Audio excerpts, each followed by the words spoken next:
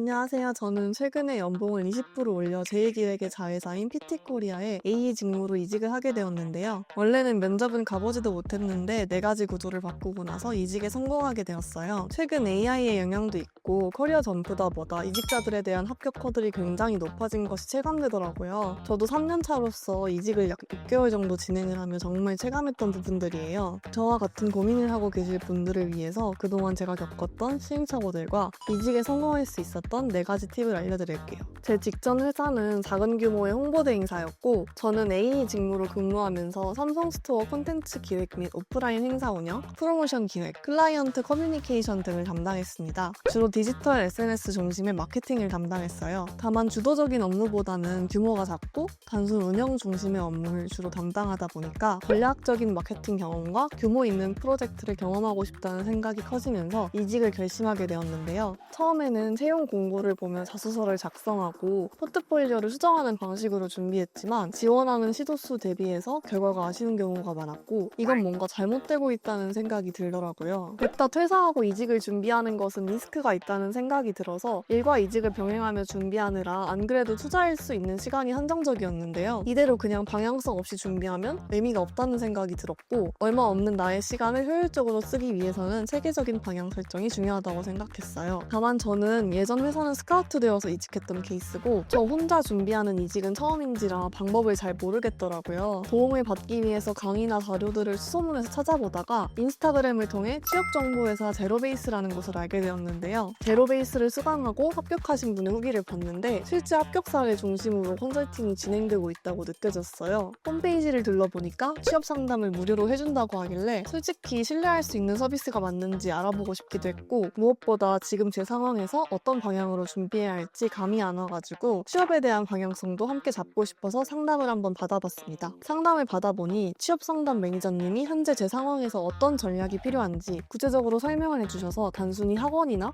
취업 컨설팅처럼 취업에 대한 단편적인 부분을 도와주는 것이 아니라 개인 상황에 맞춘 지원 전략부터 포지셔닝까지 함께 잡아주겠구나라는 생각이 들어서 총 9번 컨설팅과 멘토링을 받는 시점에 제2기획 자회사 이직에 성공했습니다. 제가 오랜 기간 동안 방향을 못 잡고 계속 탈락을 하고 있었잖아요. 여러분은 저처럼 시간을 날리지 않으셨으면 좋겠다는 마음을 담아 제가 제 돈 써서 취업정보회사 제로베이스에서 컨설팅 받았었던 팁들을 공유해드릴게요. 저처럼 회사랑 이직 병행하시는 분들은 아무래도 방향성이 정말 중요하니까 이것만 알고 가셔도 큰 도움이 되실 거예요. 첫 번째로 자소서. 저는 기존에 제가 가지고 있는 경험이나 경력을 나름 잘 정리했다고 생각했었는데요. 지금 보면 단순하게 스펙이나 경험, 성과 수치를 강조하는 형태로만 정리가 된 느낌이었어요. 그거 다 강조하면 되는 거 아니야? 라고 많은 분들이 생각하실 텐데 아니더라고요. 제가 합격하고 보니 자기소개서의 핵심은 2개라고 생각해요. 첫 번째는 지원하는 기업별로 뽑고 싶은 지원자로 보일 수 있는 적합한 핵심 메시지 설정.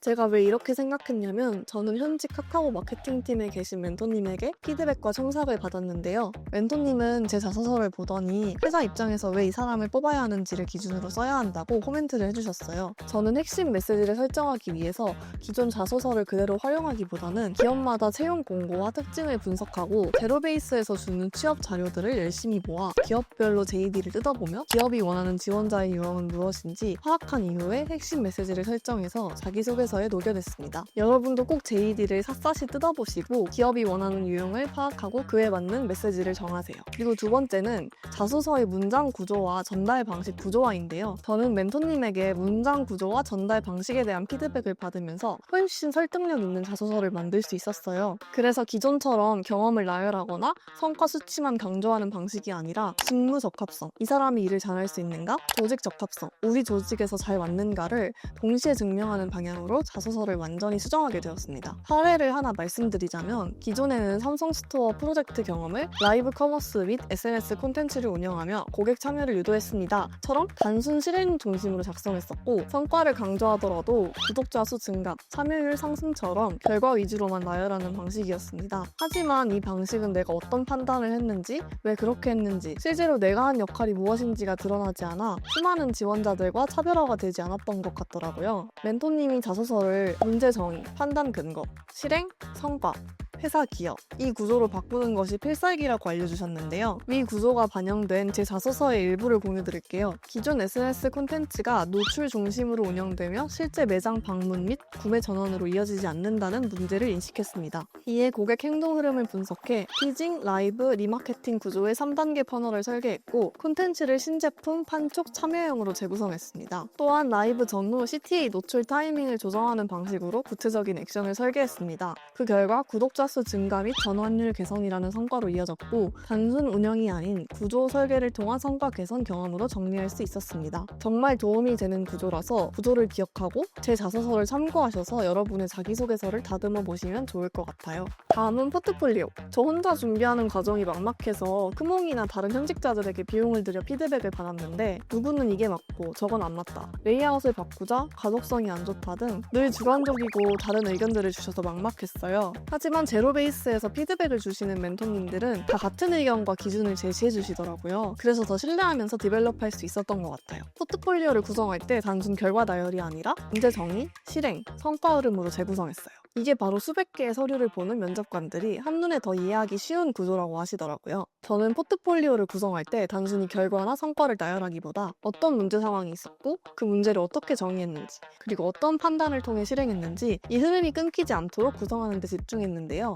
여러분이 이해하기 쉽도록 예를 들어보자면 제가 진행했던 삼성스토어 프로젝트를 정리할 때 과거에는 단순히 SNS 운영 및 라이브 진행이라고 작성하고 자료와 텍스트를 나열했었다면 기존 콘텐츠가 노출 중심으로 운영되면서 실제 매장 방문 및 구매 전환으로 이어지지 않는 문제 상황을 정의했고요. 제가 퍼널을 설계한 이유와 기준, 단순 광고 예산 확대 대신 콘텐츠 구조 개선을 선택한 이유와 참여형 콘텐츠를 늘릴지 구매 유도형 콘텐츠를 강화할지에 대한 선택 기준까지 제가 어떤 판단을 했는지에 대한 기준들을 빠짐없이 정리했습니다. 그리고 실행 단계에서는 콘텐츠 유형을 신제품, 판촉, 참여형으로 나누고 라이브 전후 CTA 노출 타이밍을 조정하는 방식으로 구체적인 액션을 어떻게 설계하고 실행했는지를 나타냈어요. 그 결과 구독자 수 증가 및 전환율 개선이라는 성과로 이어졌고 단순 운영이 아닌 구조 설계를 통한 성과 개선 경험으로 정리할 수 있었습니다. 이 사례도 여러분이 잘 참고하시고 반영해 주시면 합격률이 많이 올라가실 거예요. 저는 이렇게 자소서랑 포포를 잘 정제한 덕분에 합격률이 높아졌고 면접 기회 자체가 드라마틱하게 늘어났어요. 다음으로는 면접. 저는 기존에는 경험이 많이 없다 보니까 예상 질문을 주르륵 나열해두고 답변할 것을 외워가는 형식으로 준비했었어요. 그리고 제 마인드셋 자체도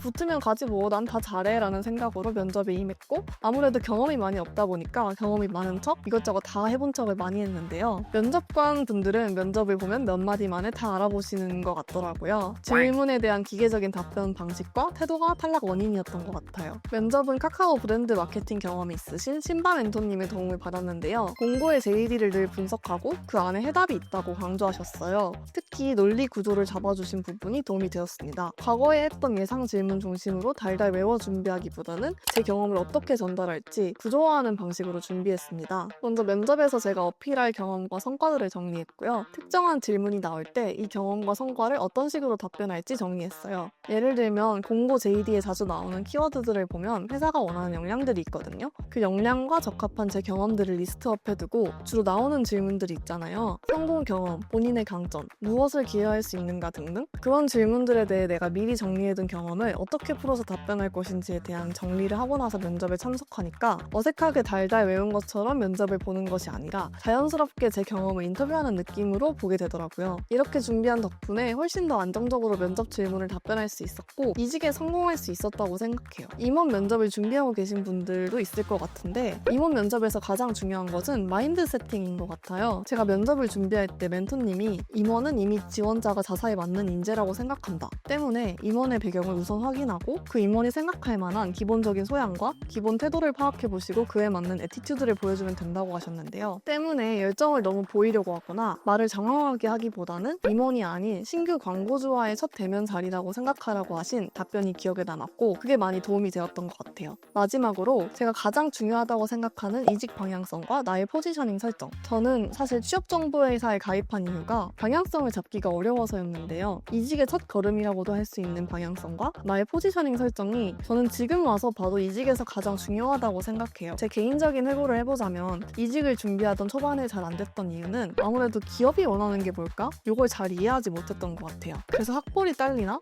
아니면 내가 경력이 부족한가? 이런 질문에 계속 머물렀고 사실 면접에서도 그랬지만 서류를 작성할 때도 여러 가지 경험들을 나열하며 이것도 해봤고 저것도 해봤다 어필하려고 했는데 지금 돌아보면 오히려 제가 경험이 없어서 여러 가지를 할 수 있다는 것으로 부풀려 말하려고 했던 것 같더라고요. 결국에는 포지셔닝도 이것저것 선발되어져 있어 애매하게 잡히고 면접관 입장에서도 이 사람이 정말 잘하는 게 뭐지? 우리 팀이랑 잘 맞는 사람일까? 요거에 대한 판단이 잘 안 됐기 때문에 서류에서 탈락했던 것 같아요. 저는 멘토님과 가장 먼저 진행했던 작업이 포지셔닝 정리였어요. 멘토님이 해주신 말 중에 회사는 최고의 인재가 아니라 가장 적합한 인재를 뽑는다. 이 말이 아직도 기억에 남는데요. 저는 저 말을 듣고 난 이후에 다 잘하는 사람이 아니라 맡겨도 되는 사람, 직무에 적합한 사람이자 팀핏이 맞는 사람으로 포지셔닝했고 지원 전략을 완전히 다르게 가져갈 수 있었습니다. 이렇게 포지셔닝을 하다 보니까 단순하게 경험을 나열하는 것이 아니라 기업이 원하는 방향으로 제 경험을 재구성하는 방법을 배울 수 있었고 이 부분이 실제 합격으로 이어졌다고 생각해요. 여러분들이 가장 궁금해하실 제 스펙은 지방 4년제 광고 홍보학과이고 학점은 3.05,